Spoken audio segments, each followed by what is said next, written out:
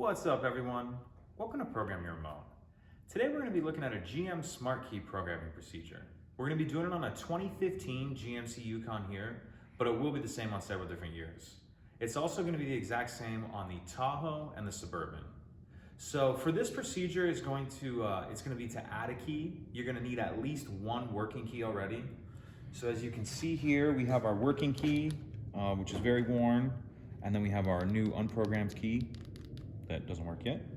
So we're gonna put that unprogrammed key away for just a second.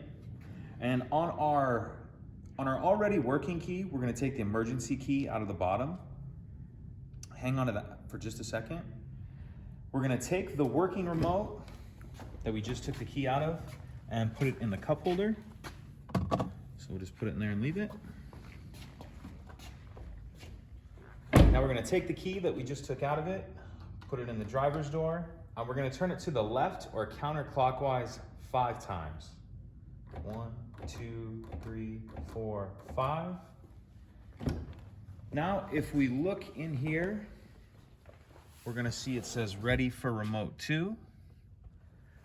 So we're gonna take our unprogrammed remote and we're gonna put it in the transmitter pocket, and that's located in the center console, right here.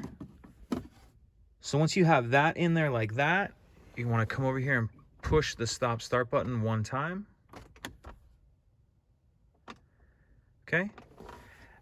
And then we're going to remove the remote from the transmitter pocket and press either the lock or unlock button.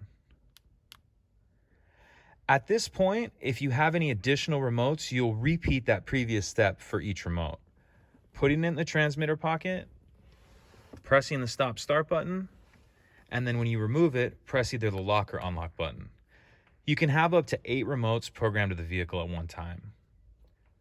Once you're done adding remotes, we'll press and hold down the stop start button for 12 seconds to exit programming mode.